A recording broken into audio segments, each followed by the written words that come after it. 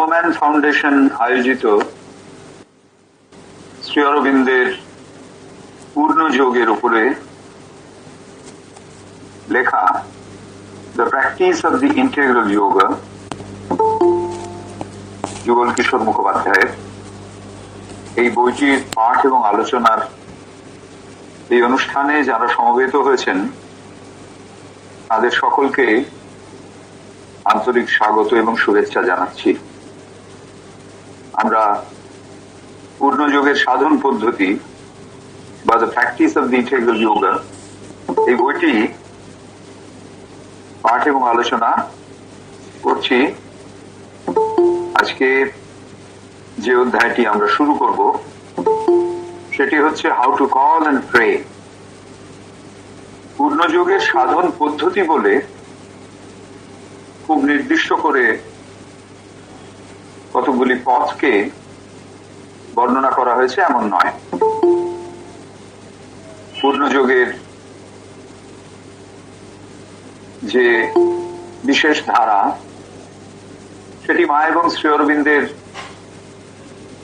একেবারে সম্পূর্ণরূপে আধ্যাত্মিকতার ক্ষেত্রে একটি নতুন সংযোজন, যদিও তার ভিত্তি এবং তার নির্মিতিতে আমাদের প্রাচীন পরম্পরার ভেতরকার যে মূল সত্যগুলি সেগুলিকে গ্রহণ করা হয়েছে। কিন্তু আমরা যারা একেবারে প্রাথমিকভাবে এই যোগের পথে পা রাখতে চলেছি, এই সাধনার সঙ্গে নিজেদের যুক্ত করতে চলেছি, আমাদের ক্ষেত্রে শ্রদ্ধেয় শ্রী যুগল কিশোর মুখোপাধ্যায়ের এই বইটির আলোচনা ভীষণ সহায়ক হয়। একেবারে খুব স্পষ্ট করে তিনি যেন নির্দেশ দিচ্ছেন কিভাবে আমরা এই পূর্ণযোগের পথে নিজেদের এগিয়ে নিয়ে চলব। যে অংশটি আজকের আলোচনায় আসছে সেটি হচ্ছে আবাহন জানাবো কি করে এবং প্রার্থনা করব কি করে। ভগবানকে আবাহন জানানো, তিনি আমাদের যে অস্তিত্ব তাকে অতিক্রম করে গিয়ে তিনি রয়েছেন, আমাদের অস্তিত্বের ভেতরেও তিনি আছেন। এই যে দুরকম ভাবে তিনি আমাদের সঙ্গে যুক্ত বা দুরকম সন্নিধানে তিনি আমাদের রয়েছেন, এই দুদিক দিয়েই তাকে অ্যাপ্রোচ করতে হবে। এই আলোচনার শুরুতেই যুগলদা বলছেন যে তিনটি বিষয়কে বিশেষভাবে পূর্ণযোগের উদ্দেশ্য হিসেবে আমাদের মনে রাখতে হবে। Triple objectives of integral yoga. এই ট্রিপল অবজেক্টিভস কি কি? তিনি বলছেন পূর্ণ পবিত্রতা, সার্বিক মুক্তি এবং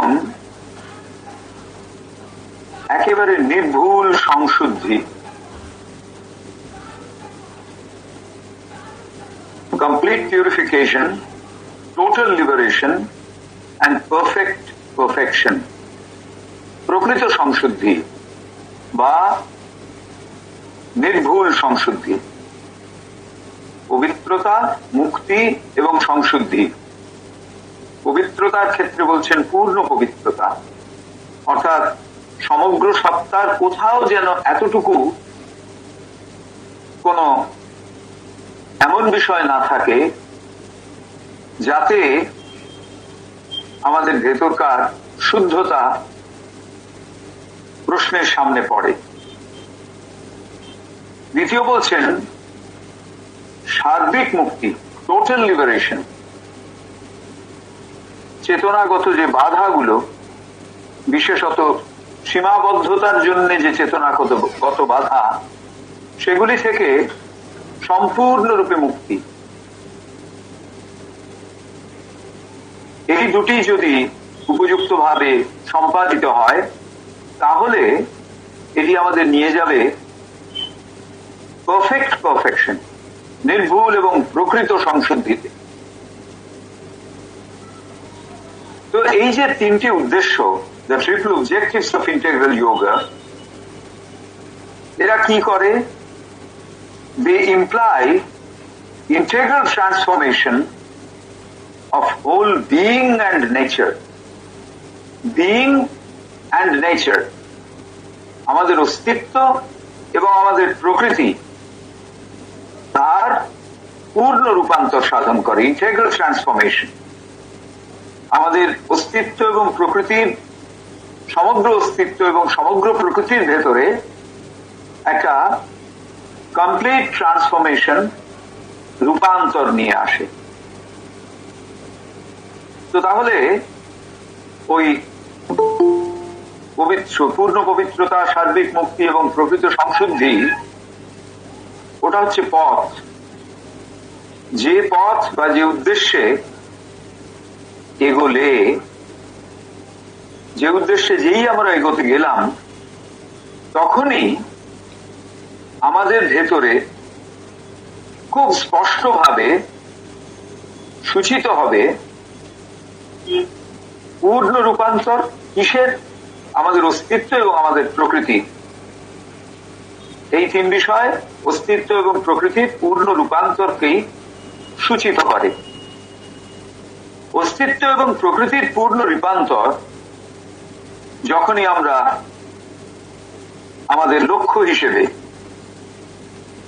নির্ধারিত করলাম, তখনই সাধকের মনে হতে থাকে যে এই একটা ভয়ঙ্কর দুরূহ কাজ, প্রায় অসম্ভব এক সিদ্ধি।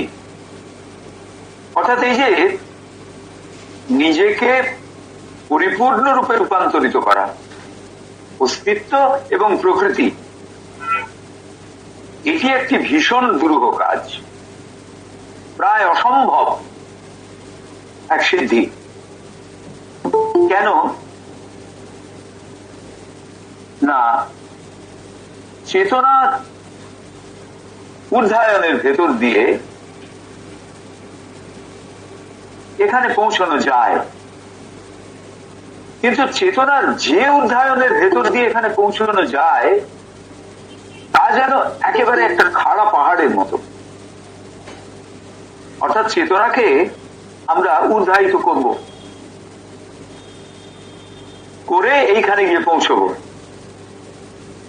কিন্তু এই যে চেতনাকে আমরা ঊর্ধ্বায়িত করব, যেরকম আমরা একটি পথ ধরে যখন উপরের দিকে যাই, সেই পথটি যদি একেবারে খাড়া হয়, তাহলে সেখানে যেমন আমাদের একটা ভীষণ কষ্ট হয়, প্রায় অসম্ভব মনে হয়, চেতনার ঊর্ধ্বায়নের ভেতর দিয়ে যখন আমরা এই অস্তিত্ব এবং প্রকৃতির পূর্ণ রূপান্তরের দিকে এগোচ্ছি, তখন আমাদের মনে হয় যে এ একেবারে খাড়াই পাহাড়ে ওঠার মতো একটা কঠিন কাজ, যে বোধহয় পারা যাবে না।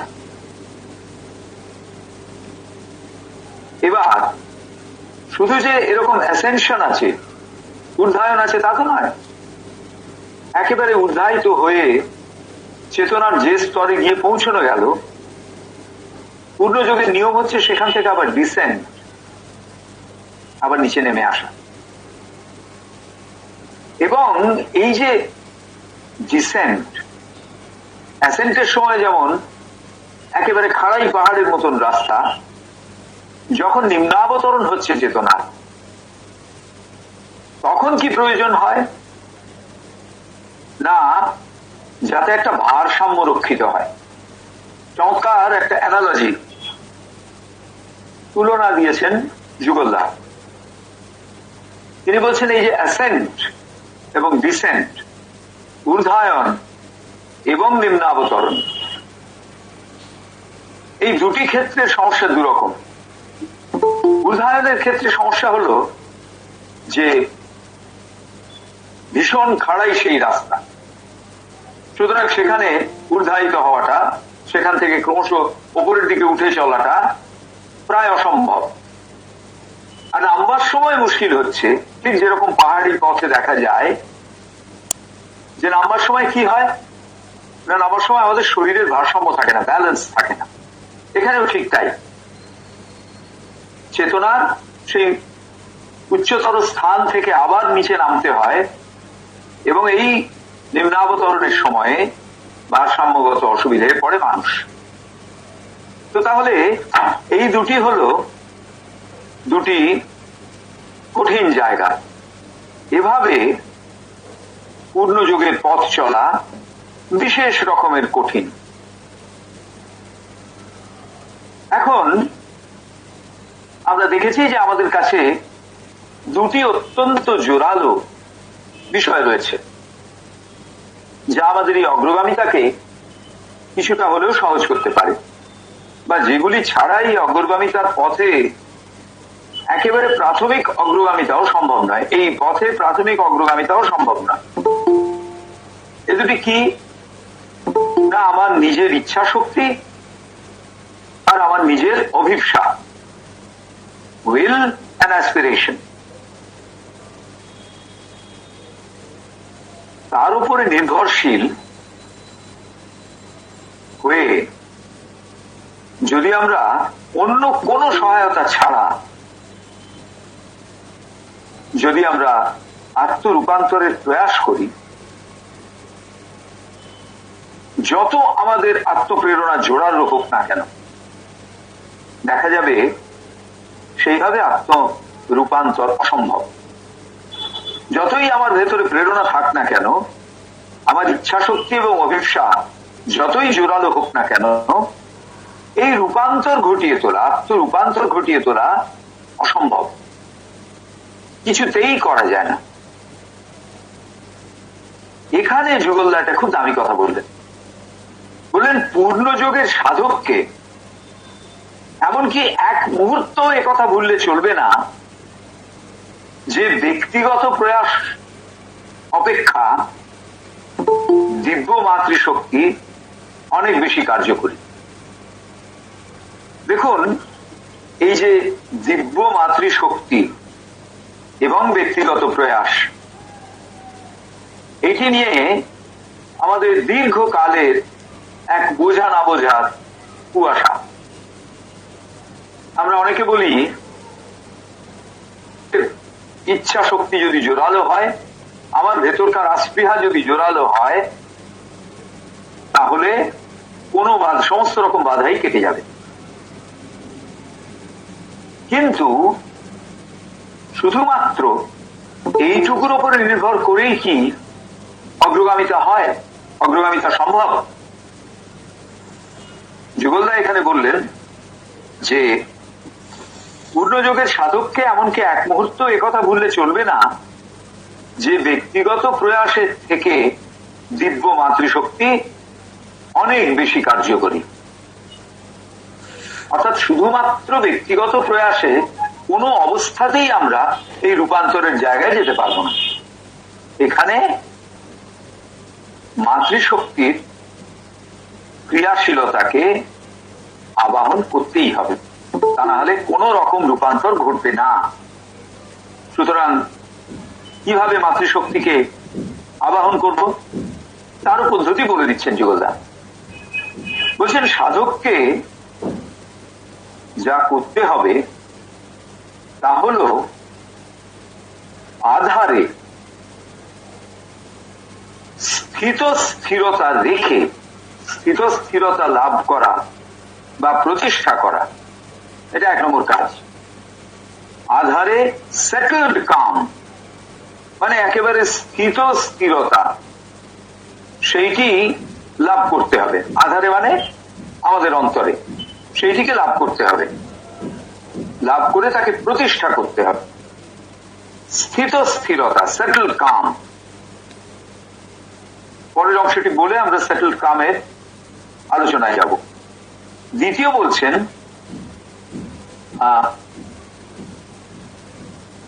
এই যে স্থিরতা লাভ বা প্রতিষ্ঠা করা যাবে, এর সঙ্গে আর করতে হবে, এর সঙ্গে আরেকটি কাজও করতে হবে, সেটা হচ্ছে দিব্য মাতৃশক্তিকে ঊর্ধ্ব হতে অবতীর্ণ হবার জন্যে কিংবা পশ্চাৎ হতে সম্মুখবর্তী হবার জন্য আবাহন করা। অর্থাৎ দুটো কাজ আমাদের অন্তরে একটি সেটেলড কাম, একেবারে স্থিরতা সেইটি লাভ করা, আর দ্বিতীয় মাতৃশক্তিকে ঊর্ধ্ব হতে অবতীর্ণ হতে কিংবা পশ্চাৎ থেকে সম্মুখবর্তী হতে আবাহন করা, এই দুটি কাজ। এখন এই যে বলা হচ্ছে যে সেটেলড কাম, এই সেটেলড কাম বিষয়টি কি?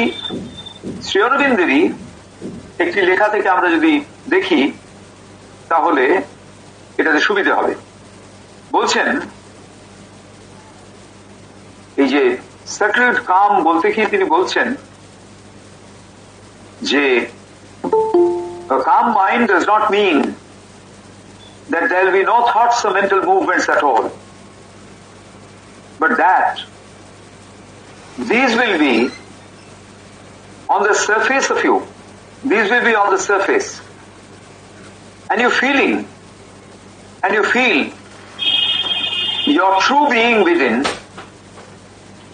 separate from them, observing but not carried away, able to watch and judge them and reject all that has to be rejected and to accept and keep to all that is true consciousness and true experience. অর্থাৎ এখানে শ্রী অরবিন্দ বলছেন আমরা যখন এই ধরনের স্থির মনের কথা বলি তখন আমরা কি বোঝাতে চাই না, কোন রকম চিন্তা বা কোন রকম মানসিক ক্রিয়া যাতে মনের উপরে একেবারেই না ওঠে, কোন রকম চিন্তা বা কোন রকম মানসিক ক্রিয়া যেন মনের ভেতরে এতটুকু প্রভাব বিস্তার না করে। এই যে থটস অর মেন্টাল মুভমেন্টস, এগুলো যে থাকবে না তা নয়। তার মানে এই নয় যে কোনো চিন্তা থাকবে না, কোনো মেন্টাল মুভমেন্ট থাকবে না, এগুলো থাকবে না, কিন্তু কি হবে না এগুলো যেন আমাদের মনের মধ্যে কোন রকম গভীর ছাপ না ফেলে। তাহলে সেগুলো কোথায় থাকবে না, সেগুলো থাকবে অন দ্য সারফেস, একেবারে মনের উপরই তলে। শুধুমাত্র মনের উপরই তলে ওই চিন্তা এবং মানসিক মুভমেন্ট গুলি সীমাবদ্ধ থাকবে। আর you will feel your true being within, separate from them. সাধক দেখবেন যে তার প্রকৃত সত্তা সেটি রয়েছেন গভীরে, তার অস্তিত্বের অভ্যন্তরে, এবং ওই চিন্তা বা মানসিক ক্রিয়া তার থেকে একেবারে আলাদা। Observing but not carried away, able to watch and judge them and reject all that has to be rejected and to accept and keep to all that is true consciousness and true experience. অনেকগুলো কথা বলা হচ্ছে। বলছেন এই যে superficially রয়েছে এবং ভেতরে যে প্রকৃত অস্তিত্ব সেটি এদের থেকে সম্পূর্ণ স্বতন্ত্রভাবে ভেতরে রয়েছেন। এই যে অস্তিত্ব ভেতরে থেকে কি করছেন না, তিনি দেখছেন, অবজার্ভিং, এই যে বাইরের চিন্তা ভাবনা, মেন্টাল অ্যাক্টিভিটিস, এগুলো তিনি দেখছেন ভেতরে থেকে, ট্রু বিইং তিনি এগুলো দেখছেন, বাট নট ক্যারিড অ্যাওয়ে, কিন্তু তার দ্বারা প্রভাবিত হয়ে কাজ করে ফেলছেন না। এবল টু ওয়াচ অ্যান্ড জাজ them, and reject all that has to be rejected.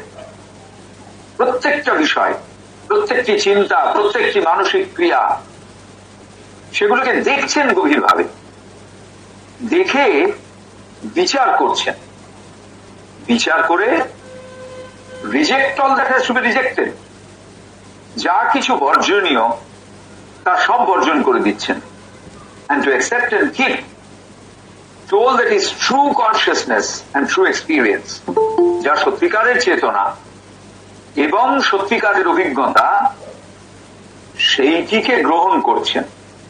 এছাড়া বাকি সব ছেড়ে দিচ্ছেন, ওরা যেন পাসিং শো, আসছে চলে যাচ্ছে। তো এটি হচ্ছে একেবারে মূল বিষয়। এখন এটা আমাদের সাধারণভাবে আমরা চেতনার যে স্তরে আছি সেই স্তরে এইভাবে দেখাটি খুব মুশকিল। কিন্তু মুশকিল কখন? যখন আমরা প্রথম শুরু করছি।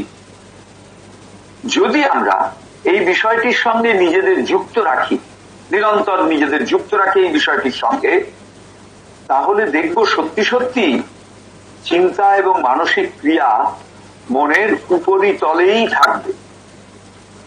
তা ভেতরে যে প্রকৃত সত্তা তাকে প্রভাবিত করবে না, এবং ভেতরের প্রকৃত সত্তা এইগুলিকে দেখবে যেন তারা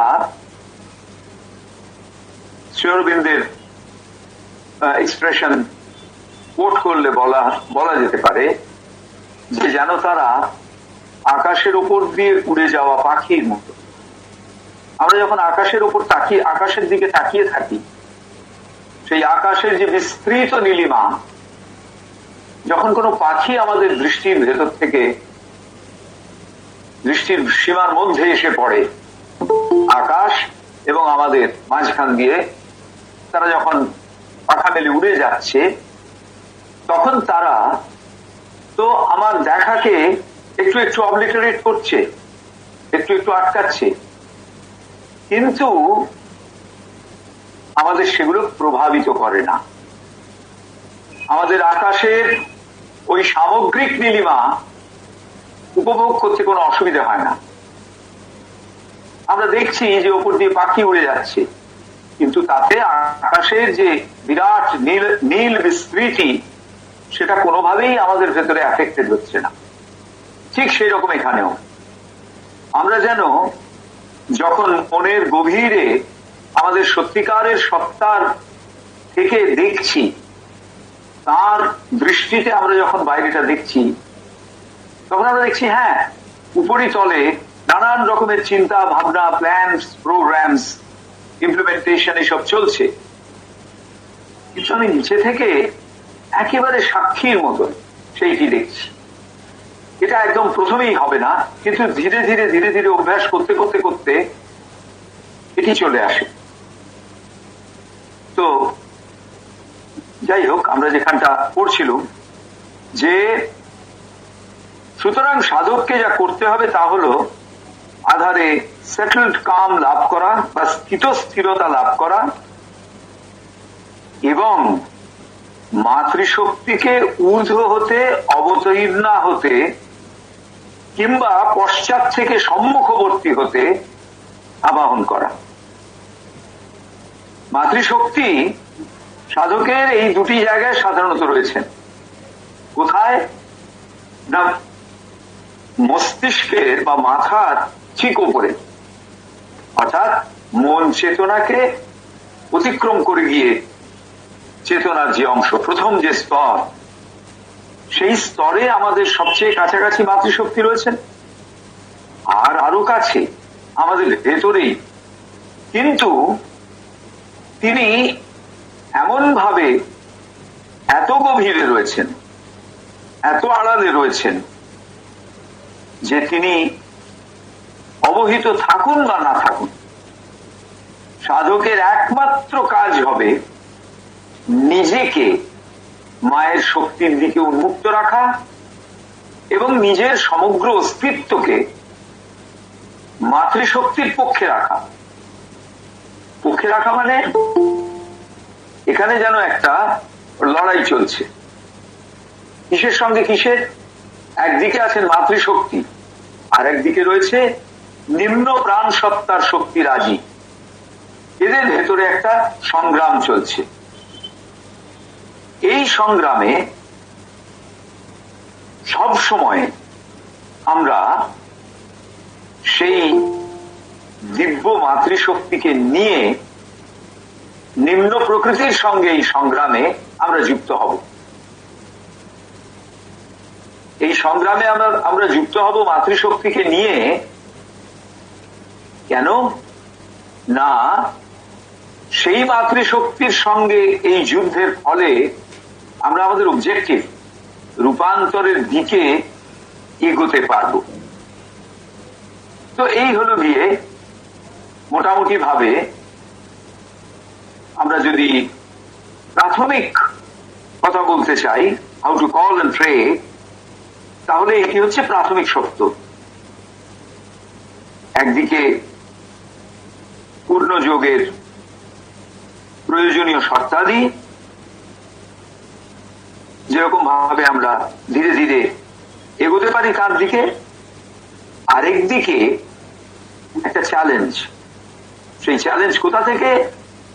না, সেই চ্যালেঞ্জটি আসছে আমাদের প্রাণ সত্তা, এই আমাদের মন সত্তার উপরিভাগ থেকে এবং অবশ্যই প্রাণ সত্তা থেকে, যারা প্রতি মুহূর্তে আমাদের এই যে চেতনার উদ্ধায়ন তাকে যেন বাধা দিচ্ছে।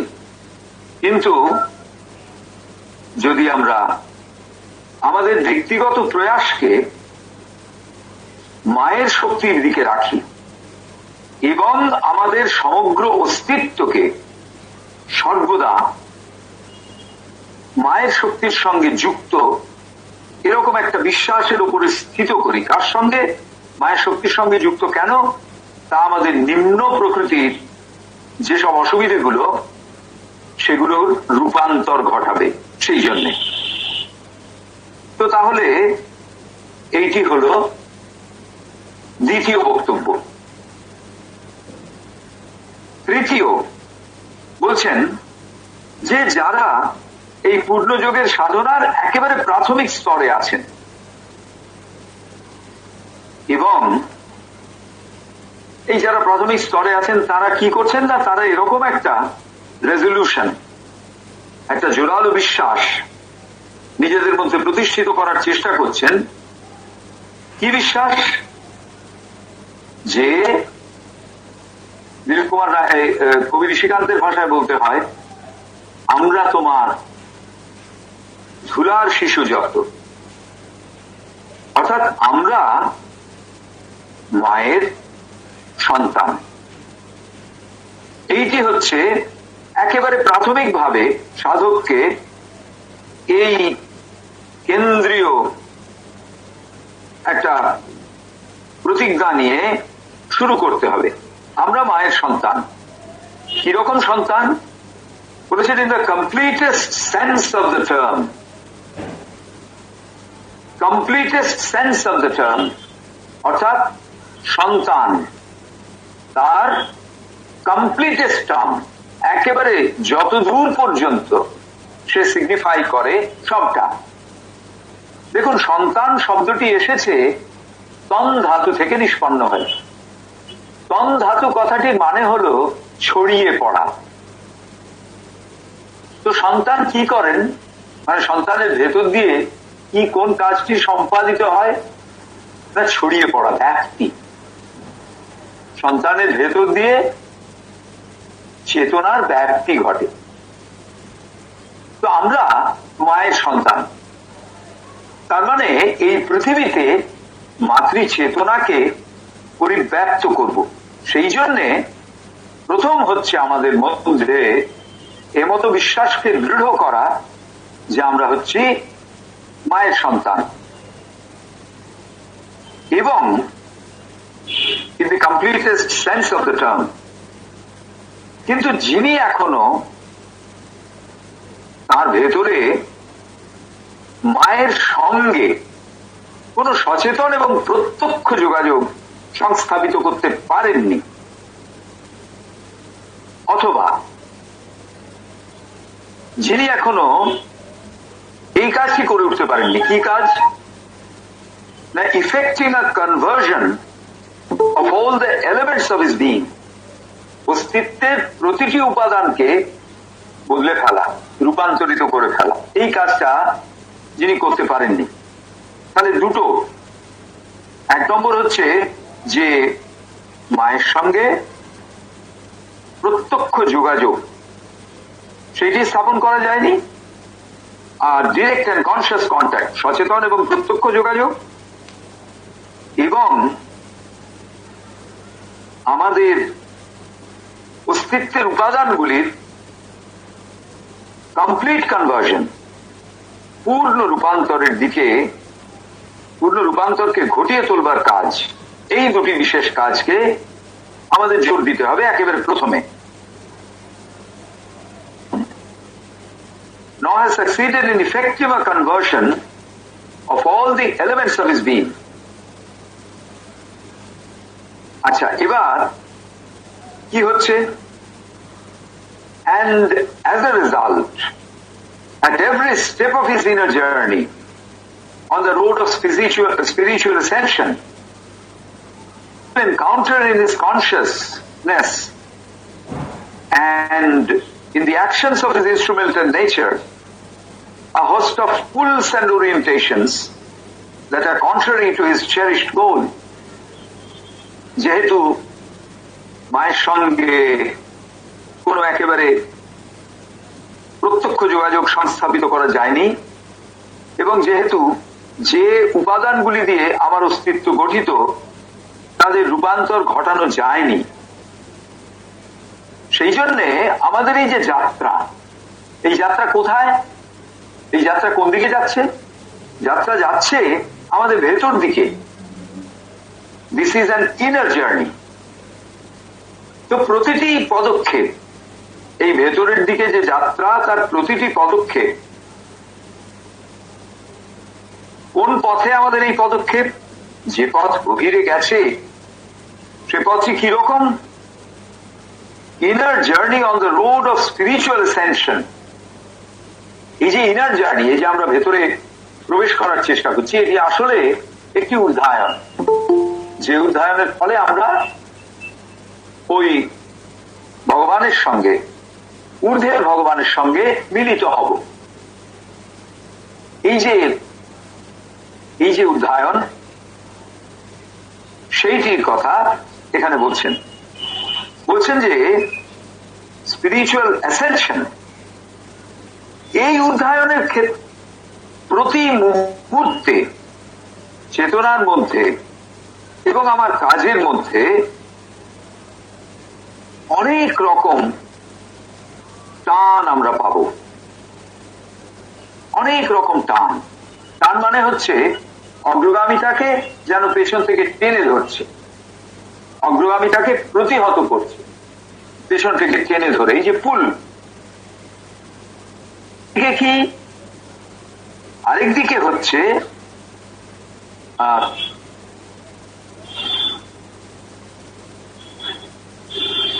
a spiritual ascension, and in the actions of his instrumental nature a host of pulls and orientations, অর্থাৎ দিকটা বদলে যাচ্ছে, চেরিশড গোলের দিকটা বদলে যাচ্ছে। আমার সমস্ত ওরিয়েন্টেশনটা হয়ে গেছে আমার চেরিশড গোলের দিকে। এবং এই প্রাথমিক স্টেজে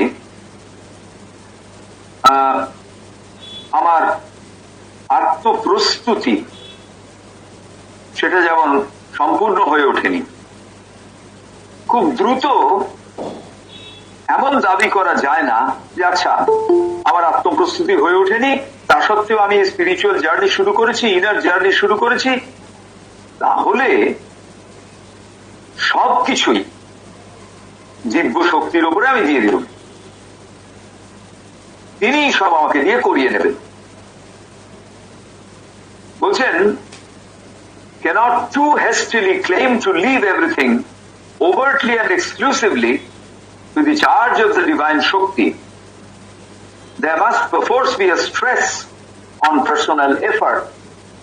অর্থাৎ এই যে ঠিক আছে যা সব দিব্য শক্তি মাতৃশক্তি করে নেবে, এটা কিন্তু অনেক পরে, রিয়েলাইজেশনের পরের কথা। এটা ঠিক তৎক্ষণাৎ অতি দ্রুত এই সিদ্ধান্তে পৌঁছানোর কথা এটি নয়। Exclusively to the charge of the divine shakti তার হাতে ছেড়ে দেওয়া নয়। ডেফিনেটলি আমাদের ডিভাইন শক্তির হাতে নিজেদের ছেড়ে দিতে হবে, কিন্তু এই মুহূর্তে যদি আমি ছেড়ে দিই তাহলে আমাদের ভেতরে ব্যক্তিগত এফোর্ট যেটি, তার একটা পার্সোনাল এফোর্টের একটা স্ট্রেস তৈরি হবে। অর্থাৎ আমরা যদি এখন থেকেই বলি যে একেবারে প্রাথমিক স্তরে যে ভগবান যা করবেন তাই হবে, ভগবানই আমাকে দিয়ে সাধনা করিয়ে নেবেন, এই বলে আমি যদি একেবারে নিজেকে সমস্ত রকম অগ্রগামিতার প্রেরণা থেকে সরিয়ে নিই, মানুষের অগ্রগামিতার প্রেরণা থেকে সরিয়ে নিই, তাহলে দেখা যাবে যে একটা ব্যক্তিগত প্রয়াসের উপর একটা স্ট্রেস, একটা যেন এমন একটা কিছু তৈরি হচ্ছে যেটা আমাদের ওই অগ্রগামিতাকে অসুবিধায় ফেলতে পারে। এবারে বলছেন personal effort demanded of the সাধক হ্যাজ থ্রি লিম্বস। এই যে ব্যক্তিগত প্রয়াস তার তিনটি অংশ আছে। এক নম্বর, ever-mounting flame of aspiration. 2 number, ceaseless process of rejection of all that is inimical to sadhana, and of course an increasingly growing reality of surrender to the mother power. তিনটি বিষয়, অ্যাসপিরেশন, রিজেকশন এন্ড সারেন্ডার। কিন্তু এখানে দেখুন অ্যাসপিরেশনকে বললেন ever mounting flame of aspiration, ever mounting flame, প্রতি মুহূর্তে সেই অ্যাসপিরেশনের শিখা উদ্ধারিত হচ্ছে। অর্থাৎ অ্যাসপিরেশন শুধুমাত্র একটা ফিক্সড হয়ে রইল তা নয়, অ্যাসপিরেশনের ভেতরে ক্রমশ একটা যেন প্রোগ্রেস দেখা যাবে, ক্রমশ আরো ঊর্ধ্বায়িত এবং ক্রমশ সত্তার সবকটি অংশ এই অ্যাসপিরেশনের ভেতর চলে আসবে, সবকটি অংশ থেকে এই অ্যাসপিরেশন উঠে আসবে। একেবারে প্রথমে অ্যাসপিরেশনের ফার্স্ট অ্যান্ড ফরমোস্ট যে ফায়ার যদি বলা হয়, fire of aspiration first and foremost সেটিকে দেখা যায় আমাদের সাইকিকের ভেতরে। এবং যেহেতু আমাদের সাইকিকের বাইরে যে সব অস্তিত্বগত উপাদানগুলি রয়েছে সেগুলি যেন নিজেদের একটা পর্দা দিয়ে সাইকিকের থেকে বিচ্ছিন্ন করে রেখেছে, সেই জন্যে ওই যে অভিপ্সার অগ্নি সেটি সমস্ত অস্তিত্বের উপাদানের ভেতর দিয়ে উচ্ছিত হচ্ছে, এরকম আমরা দেখতে পাই না। তাহলে যদি পারফেক্ট অ্যাসপিরেশন হয় তাহলে সেটি সমগ্র সত্তার ভেতর থেকে ঊর্ধ্বায়িত হবে।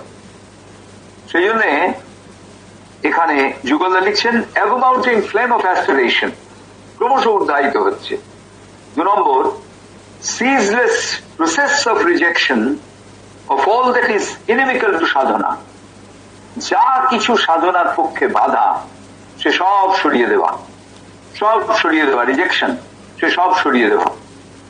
যা কিছু বাধা, যা কিছু চেতনাকে আকৃষ্ট করছে লোয়ার ভাইটালের দিকে, যা কিছু চেতনাকে একেবারে অনেক দূরে নিয়ে গিয়ে ফেলছে, এই বিষয়গুলোকে, এই প্রতিবন্ধকতাগুলোকে চিহ্নিত করে সেগুলির থেকে একেবারে নিজেকে স্বতন্ত্র করে রাখা।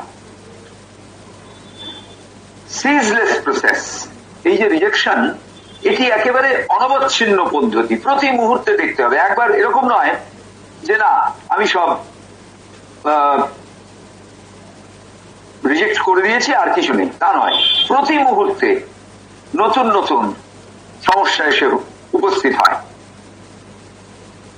আর তৃতীয় হচ্ছে সারেন্ডার টু দি মাদার পাওয়ার, মাতৃশক্তির কাছে সম্পূর্ণ নিবেদন, সমর্পণ। If these three are forthcoming, the rest is bound to come by the grace of the mother and the walking of a force in sadhana, in sadhak. দেখুন, পরিষ্কার বলে দিচ্ছেন, যদি এই তিনটি বিষয় আমরা এগিয়ে যেতে পারি, এই তিনটি বিষয় যদি আমাদের মধ্যে আসে, তাহলে বাকি সব বিষয়গুলি অবধারিতভাবে চলে আসবে। কেন না? মাতৃ কৃপায়, by the grace of the mother and the walking of a force in the sadhana, এবং তার শক্তি সাধনার মধ্যে কাজ করছে, সেই জন্যেই এই বিষয়টি ঘটবে। সেই জন্যেই aspiration, rejection and surrender to the Mother power, এইটি আমরা ঘটাতে পারব। এইটি যেই ঘটানো গেল, সঙ্গে সঙ্গে বাকি মাতৃকৃপায় বাকি সমস্ত সাধনাকে এগিয়ে নিয়ে যাওয়া হবে। Thus, throughout this preliminary period of self-preparation, the sadhak has to keep himself ever awake. It's very important. Ever awake, and make at every step an uncompromising choice between the higher and the lower,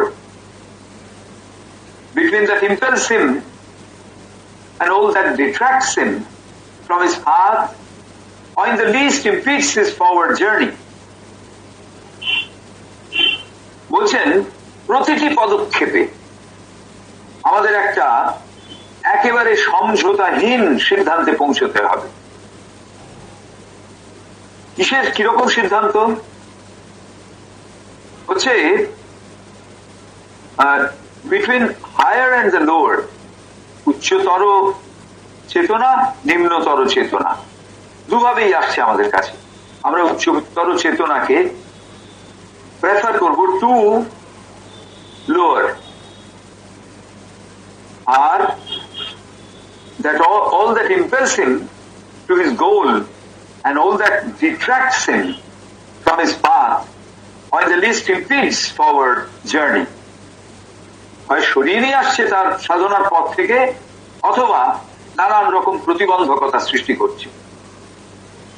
এসব যাই হোক না কেন, সাধককে মনে রাখতে হবে শ্রী অরবিন্দের একটি কথা, দুভাবে এটি করা যেতে পারে, এই সাধনা দুভাবে করা যেতে পারে।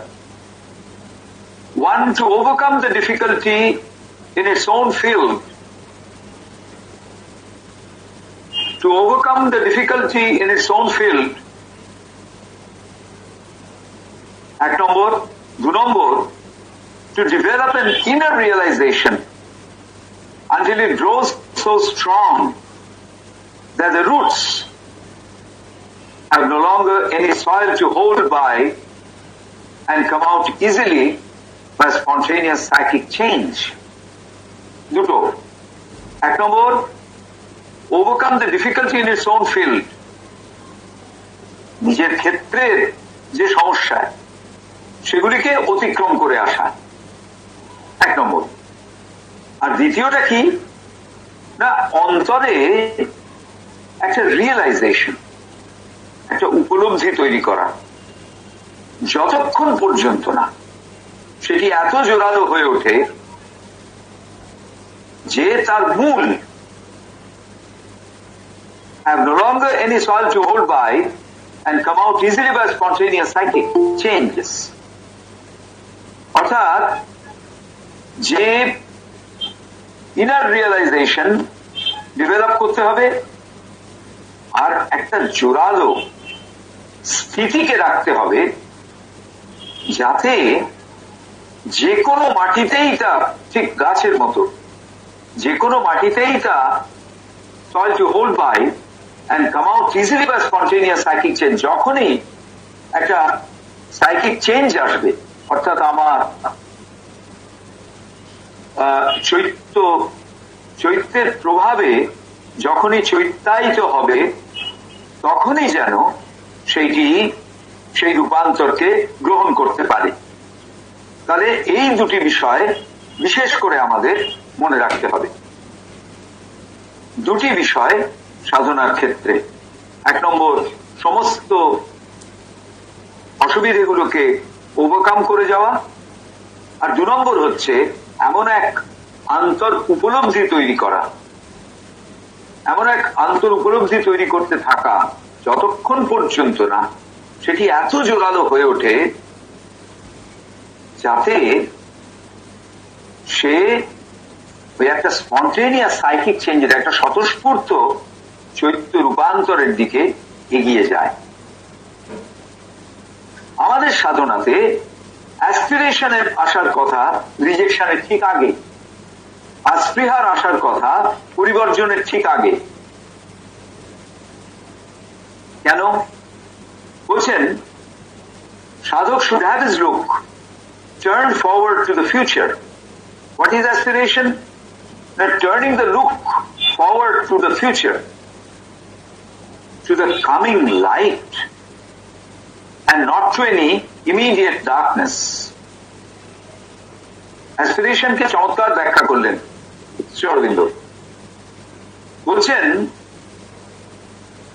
যে সাধককে তাকাতে হবে ভবিষ্যতের দিকে, turn forward to the future.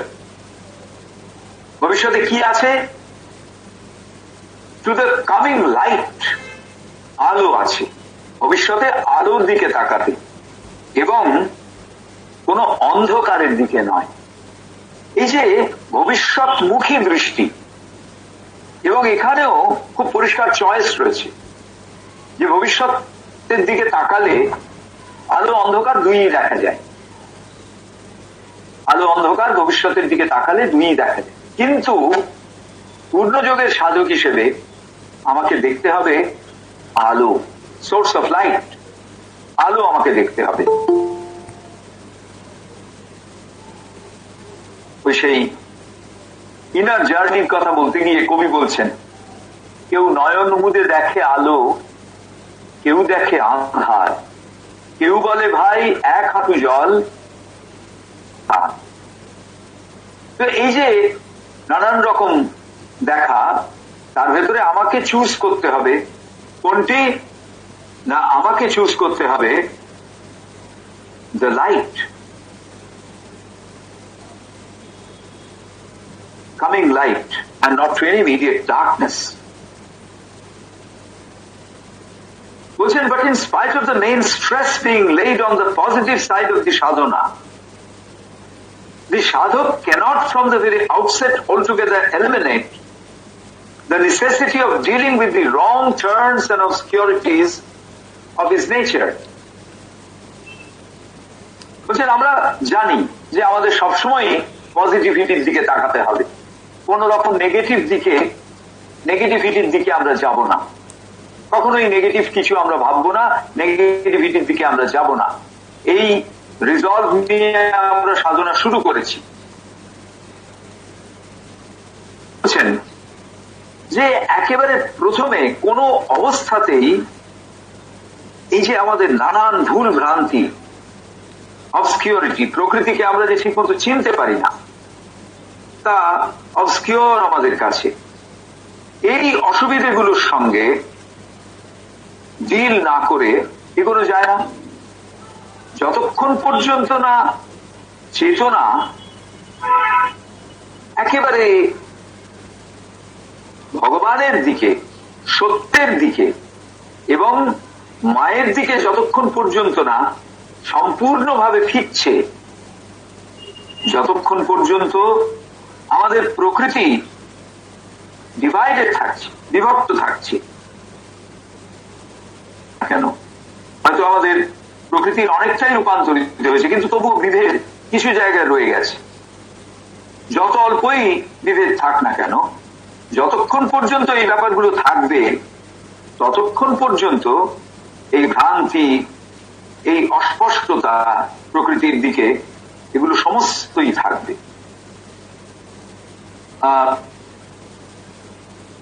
The sadhak cannot possibly expect that he would remain constantly in a state of ardent aspiration, perfect faith and love, and full and constant opening to the divine force. অর্থাৎ যত নিম্ন প্রাণ সত্তার বাধাগুলো উপরে আসবে এবং তাদের নেগোশিয়েট করে করে যতক্ষণ আমাদের এগোতে হবে ততক্ষণ পর্যন্ত সাধক দেখবেন যে তিনি একেবারে সেই একাগ্র আস্পৃহার নিরন্তর একাগ্র আস্পৃহাতে স্থিত হতে পারছেন না, সংশুদ্ধ বিশ্বাস এবং ভালোবাসায় স্থিত হতে পারছেন না, এবং সচেতন ভাবে সমগ্র সত্তাকে দিব্য শক্তির কাছে খুলে দিতে পারছেন না ততক্ষণ না যতক্ষণ তার ভেতরে ওই নিম্ন প্রাণ সত্তার অদিব্য ব্যাপারগুলো ক্রিয়া করবে। অতএব এটা খুব পরিষ্কার যে যেহেতু সাধক নিজেকে সার্বিকভাবে ভগবানের কাছে মায়ের কাছে নিবেদন করে দিতে পারেননি, তাকে প্রতি মুহূর্তে মুখোমুখি হতে হবে এবং কন্টেন্ট অর্থাৎ একটা বলা যেতে পারে বিরোধিতার মধ্যে আসতে হবে with the resistance in his mental being with its principal forms of doubt and denial, মনের ভেতরকার যে সন্দেহ এবং ডিনায়াল অর্থাৎ নগর্থকতা, এইগুলির সাহায্যে এগুলি আছে বলে এগুলি ক্রিয়াশীল হয়ে উঠছে বলে তাকে ওই meet and content with the resistance প্রতিবন্ধকতাকে ফেস করতে হবে এবং তার বিরোধিতা করে যেতে হবে। ডাউট অ্যান্ড ডিনায়াল মনের দিক থেকে, প্রাণের দিক থেকে কি? In is vital nature with its turmoils of desires and attachments, প্রাণের দিক থেকে কামনা বাসনা এবং আসক্তি, এবং তার ফিজিক্যাল কনসিয়াসনেস থেকে শরীরগত চেতনা থেকে with the characteristic stamp of fundamental inertia and obscurity, তার ভেতরে যে জাড্য রয়েছে ইনার্শিয়া, স্ট্যাটিক ইনার্শিয়া অর্থাৎ তার ভেতরে যে জড়তা রয়েছে জড়ত্ব, এবং আর কি অবসকিউরিটি দুর্বোধ্যতা রয়েছে। তো তাহলে এই তিনটি প্রকৃতিগতভাবে মানুষের ভেতরে তিনটি জায়গা আছে। মনের দিকে আছে ডাউটস এন্ড ডিনায়ালস সন্দেহ এবং নগর্থকতা, প্রাণের দিকে আছে ডিজায়ার্স এন্ড অ্যাটাচমেন্টস কামনা বাসনা এবং আসক্তি, এবং শরীরী সত্তায় রয়েছে ফান্ডামেন্টাল ইনার্শিয়া এন্ড অবসকিউরিটি জড়তা এবং দুর্বোধ্যতা। এইগুলো আছে বলেই কিছুতেই সত্তার কাছে সাধক নিজেকে পরিপূর্ণভাবে নিবেদন করে দিতে পারছেন না। Integrally consecrated to the Divine Mother, integral consecration to the Divine Mother is not being possible. এটা যদি তাই হয়, যখনই difficulties and impediments of sadhana present themselves to the sadhana of integral yoga, যখনই আমাদের কাছে এইসব প্রতিবন্ধকতা এইসব জটিলতা এগুলি আমাদের সামনে এসে দাঁড়ায়, পথরোধ করে দাঁড়ায়, ইম্পেডিমেন্ট পথরোধ করে এসে দাঁড়ায়, তো তাহলে সাধক পূর্ণযোগের একজন সাধকের সামনে কি আদর্শ অ্যাটিচিউড থাকবে, কোন আদর্শ অ্যাটিচিউডকে অ্যাডপ্ট করলে তাহলে এই কঠিনতার ভেতর দিয়ে এগিয়ে যাওয়া যাবে। এইটি একটা বিরাট চ্যালেঞ্জ হয়ে যেন আমাদের সামনে দাঁড়িয়েছে। এর উত্তর দিচ্ছেন যুগল। As we have already pointed out, he should not seek to master them relying on his own unaided effort alone. প্রথম কথা হচ্ছে যে অসুবিধে যে প্রতিবন্ধকতা সামনে আসুক তাকে আমার ক্ষুদ্র শক্তি দিয়ে তার সঙ্গে লড়াই করার চেষ্টা করতে যাব না। He should not seek to master them, relying on his own unaided effort alone. তার উপরে আমি যে প্রভুত্ব বিস্তার করব সেটি শুধু আমাদের ক্ষমতা দিয়ে নয়, rather he should trust in the mothers, in the divine mother's force and light. Call in her aid, open himself to her walking, and let her Shakti act on his nature. ভীষণ গুরুত্বপূর্ণ বাক্য এটি। প্রথম বলছেন, একেবারে প্রথম যে কাজটি করতে হবে, trust in the Divine Mother's force and light. মহামায়ার শক্তি এবং আলোর উপরে পূর্ণ বিশ্বাস স্থাপন করতে হবে। 1 নম্বর। 2 নম্বর, open himself to her walking and let her Shakti act on his nature. নিজেকে মায়ের শক্তির সামনে খুলে দিতে হবে, যাতে সেই মায়ের শক্তি আমার প্রকৃতির ভেতরে ঢুকে যা কাজ সেই সব করতে পারে। তো তাহলে এই দুটি অত্যন্ত গুরুত্বপূর্ণ স্টেপ। যেমন এই যে trust in the Divine Mother's force and light, এই যে আস্থা, এই যে বিশ্বাস, এটি অত্যন্ত জোরালো একটি বিশ্বাস এবং এটিকে ধীরে ধীরে মনের ভেতরে তৈরি করতে হয়। এ হঠাৎ একদিনে হয়ে যায় না। Constant association with the divine mother, চেতনাগত ভাবে দিব্য মাতৃশক্তির সঙ্গে নিরন্তর একটি যোগাযোগের মাধ্যমে ধীরে ধীরে এই বিষয়টি ঘটে ওঠে। বিশ্বাস, এটি ঘটে ওঠে। বিশ্বাসের জন্য নিরন্তর, একেবারে নিরন্তর সন্নিধান, এটি বিশেষ জরুরি। আর বিশ্বাস রাখার পর আরেকটা কি করতে হবে না, কল ইন আর এইড, মায়ের সহায়তা চাইতে হবে। নিজেকে মায়ের শক্তির দিকে খুলে দিতে হবে, যাতে মায়ের শক্তি আমার প্রকৃতির মধ্যে এসে কাজ করতে পারে। One thing that really counts is at every step to establish a contact with the mother and offers one being and nature to her divine walking. বলছেন একটা যোগাযোগ সম্পূর্ণ করতে হবে with the mother, মায়ের সঙ্গে। মায়ের সঙ্গে যোগাযোগ সম্পূর্ণ করা যায় কিভাবে? Very simple and the most difficult, by constantly remembering the mother. মাকে নিরন্তর মনে করা। কষ্টের সময় আমাদের মাকে মনে পড়ে, কিন্তু যেই আনন্দের সময়ে আমরা মাকে ভুলে যাই, মা তখন ব্যাক সিটে চলে যান। তো তাহলে constant contact with the mother, এবং যাতে যে কোনো কাজে তাকে বা তার কাছে being and nature to her divine walking, তার যে দিব্য ক্রিয়া, তার কাছে আমার অস্তিত্ব এবং প্রকৃতিকে যেন পরিপূর্ণরূপে দিয়ে দেওয়া যায়।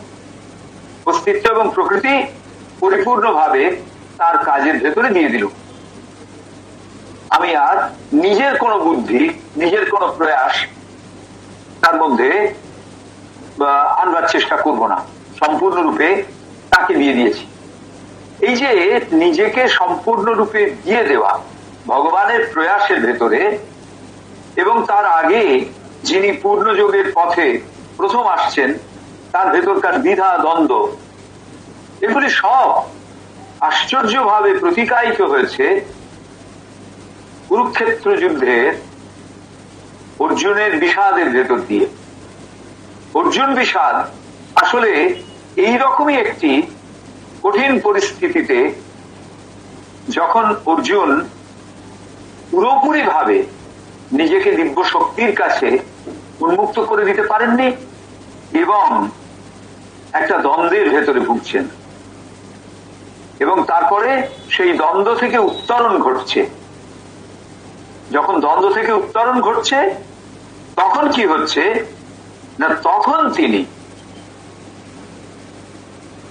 offering himself, offering his being and nature to the divine walk. সেক্ষেত্রে ডিভাইন ওয়াক কি ছিল না, দ্য ওয়ারফেয়ার, যুদ্ধ। যে যুদ্ধের সম্ভাবনাতে তিনি বিষণ্ণ হয়েছিলেন, সেই যুদ্ধকে তিনি তার পরিবর্তিত রূপান্তরিত দৃষ্টিতে দেখলেন ভগবানের কাজ হিসেবে এবং তাতে নিজেকে নিয়োজিত করলেন। তো সেই জন্য বলছেন যে establish a contact with the mother and offer one's being and nature to her divine walking. আর এই দিব্য ক্রিয়াতে আমার সমস্ত রকম প্রয়াসকে নিবেদন করুন। And at least in the preliminary stages of sadhana, a simple and sincere prayer addressed in the right spirit to the Divine Mother is indeed one of the principal means of establishing this needed contact. বলছেন এই প্রাথমিক স্তরে মাকে উদ্দেশ্য করে একটি prayer, একটি প্রার্থনা, সিনসিয়ার প্রেয়ার, আন্তরিক প্রার্থনা, যেটি মাকে উদ্দেশ্য করে আসছে। প্রথমত সেটি সিনসিয়ার হতে হবে, দ্বিতীয়ত that has to be uttered কিভাবে in the right spirit to the Divine Mother is indeed one of the principal means of establishing this needed contact. এবং তারপর আজকের আলোচনার শেষ অংশ, in spiritual matters and in the seeking of spiritual gains, this conscious relation is a very great power. It is a far greater power than our own entirely self-reliant struggle and effort. It brings a fuller spiritual growth and experience. বুঝছেন, এই যে সচেতন সম্পর্ক, এই সচেতন সম্পর্ক একটা বিরাট শক্তি। এটি entirely self-reliant struggle and effort. আমরা যখন শুধুমাত্র নিজের শক্তির উপর নির্ভর করে কোন একটি বিরুদ্ধতার বা বিরুদ্ধে লড়াই চালাই, তার থেকে অনেক অনেক জোরালো শক্তি। এটি সম্পূর্ণ আধ্যাত্মিক বিকাশ এবং অভিজ্ঞতা আমাদের ভেতরে ঘটিয়ে তোলে। তো তাহলে আজকে আমরা এখানেই শেষ করছি আমাদের আজকের আলোচনা। আগামী দিন এরপর থেকে আমরা আবার শুরু করব।